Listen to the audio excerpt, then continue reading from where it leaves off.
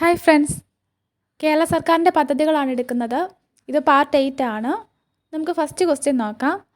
സംസ്ഥാനത്ത് പോക്സോ കേസുകൾ കൂടി വരുന്ന സാഹചര്യത്തിൽ സ്കൂൾ കുട്ടികൾക്ക് ലൈംഗിക വിദ്യാഭ്യാസം നൽകാൻ കേരള സർക്കാർ ആരംഭിക്കുന്ന പദ്ധതി. സ്കൂൾ കുട്ടികൾക്ക് വേണ്ടിയുള്ള പദ്ധതിയാണ്. അവർക്ക് ലൈംഗിക വിദ്യാഭ്യാസം നൽകാനായിട്ടുള്ള കേരള സർക്കാരിൻ്റെ പദ്ധതിയാണ് പ്രോജക്റ്റ് എക്സ്. സംസ്ഥാനത്ത് പോക്സോ കേസുകൾ കൂടി വരുന്നു. അതുകൊണ്ട് സ്കൂൾ കുട്ടികൾക്ക് ലൈംഗിക വിദ്യാഭ്യാസം നൽകാനായിട്ട് കേരള സർക്കാർ ആരംഭിക്കുന്ന പദ്ധതിയാണ് പ്രോജക്റ്റ് എക്സ്.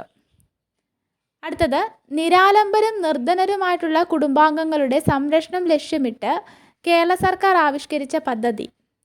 നിരാലംബരും നിർധനരുമായിട്ടുള്ള കുടുംബങ്ങളുടെ സംരക്ഷണം ലക്ഷ്യമിട്ടിട്ടുള്ള പദ്ധതിയാണ് അഗതിരഹിത കേരളം. അഗതി കുടുംബങ്ങളുടെ അശരണരായിട്ടുള്ള അഗതി കുടുംബങ്ങളുടെ സംരക്ഷണം ലക്ഷ്യമിട്ടിട്ടുള്ളതാണ് അഗതിരഹിത കേരളം. കുടുംബശ്രീയും കേരള സർക്കാരും കൂടി സംയോജിച്ച് തദ്ദേശ സ്വയംഭരണ സ്ഥാപനങ്ങൾ വഴി നടത്തുന്ന പദ്ധതിയാണ് അഗതിരഹിത കേരളം. കേരള സർക്കാർ നടപ്പിലാക്കി വരുന്ന 2 പദ്ധതികളാണ് പറഞ്ഞത്, പ്രോജക്റ്റ് എക്സും അതുപോലെ അഗതിരഹിത കേരളം. ഇനി അടുത്തത് ഒരു മൊബൈൽ ആപ്ലിക്കേഷനാണ്.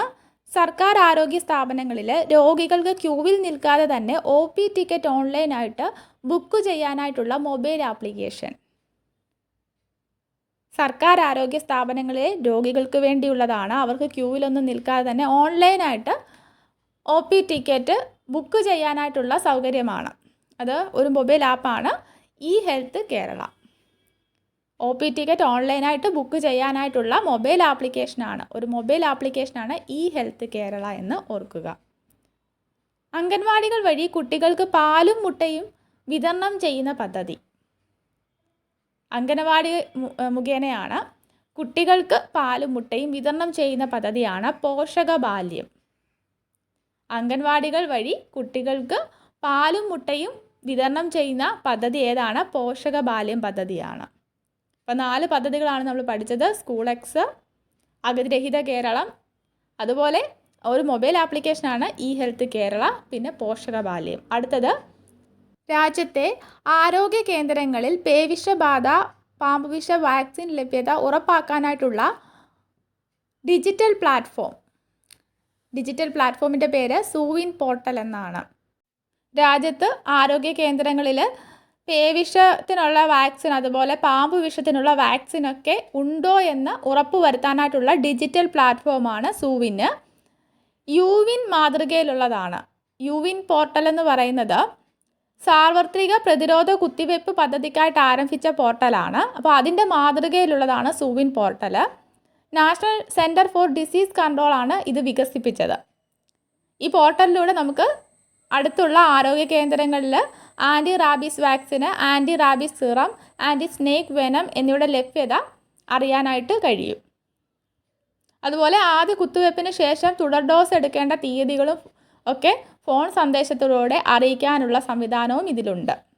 കാഴ്ച പരിമിതിയുള്ളവരെ അക്ഷരം പഠിപ്പിക്കാൻ സംസ്ഥാന സാക്ഷരതാ മിഷൻ്റെ പദ്ധതി.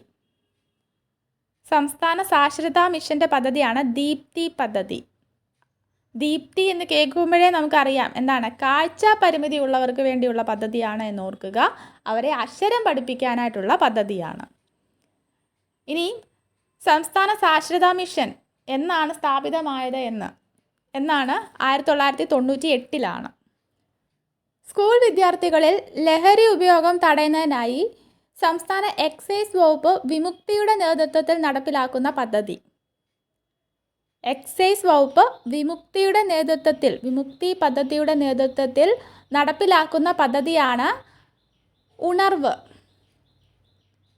സ്കൂൾ വിദ്യാർത്ഥികൾക്ക് വേണ്ടിയുള്ള പദ്ധതിയാണ്. അവരുടെ ഇടയിൽ ഉള്ള ലഹരി ഉപയോഗം തടയുന്നതിനായിട്ടുള്ള പദ്ധതിയാണ് ഉണർവ്.